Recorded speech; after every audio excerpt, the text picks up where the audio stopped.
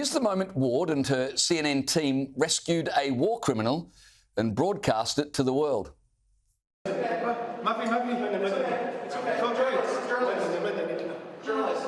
a civilian, he says. I'm a civilian.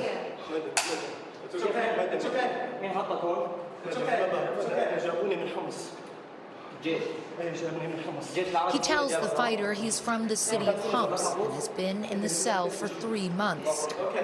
Okay, you're okay. You're okay. You're okay. You're okay.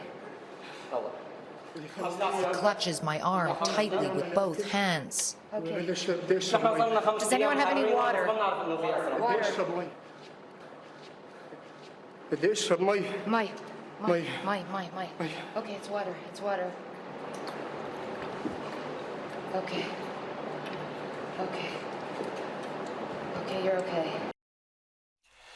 Now, for a guy who claimed to have been in solitary confinement for 3 months, he was looking pretty good. In fact, he looked better after 3 months in solitary than I look after 6 hours in bed, but maybe that says something about me.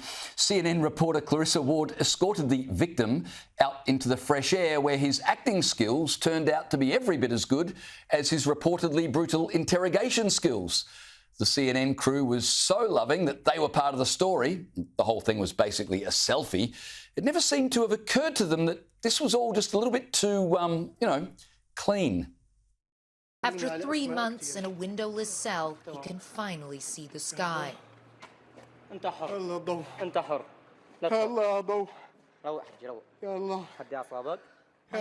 the light, he says. Oh God, there is light. My God, there is light.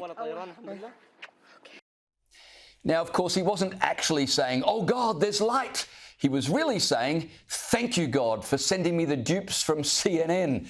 CNN, of course, have spent the past decade being duped by Russian collusion, Biden's mental capacity, the border, inflation.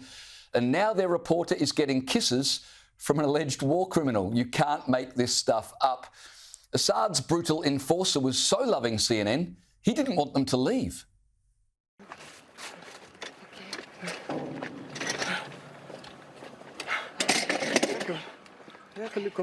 Stay with me, stay with me, he repeats again and again. And they were so busy being part of the story, they didn't notice his tip-top physical condition, his nice clothing, his impeccable grooming, and his lack of any injuries or even bruises to think that, well, maybe they'd been catfished. Meanwhile, Salama was putting on a performance worthy of the Oscars as CNN quite literally ate it up. The fighter hands him something to eat. Barely lifted to his mouth. But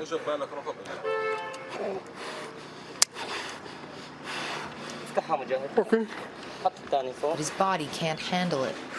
Okay, you're okay.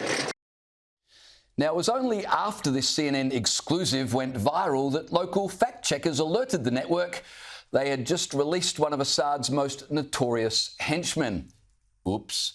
They said the man CNN set free, kissed and fed had been responsible for the murder and torture of citizens who would not act as informers for Assad. The way things are going, I expect that next week Salama Mohammad will cross the Mexican border into the United States, where Joe Biden will be waiting with a pardon. And a month after that, he'll probably turn up on CNN as their Middle East correspondent. Addressing the fiasco, CNN today said they were, quote, aware Salama may have given a false identity. No kidding. But CNN, the most trusted name in news, never thought to check what Salama had told them. Then again, they never think to check what the Hamas-run health ministry tells them about casualties in Gaza either. Speaking of which, what are the odds that the Albanese government's checks on Gazans given visas to come to Australia are about as thorough as CNN's?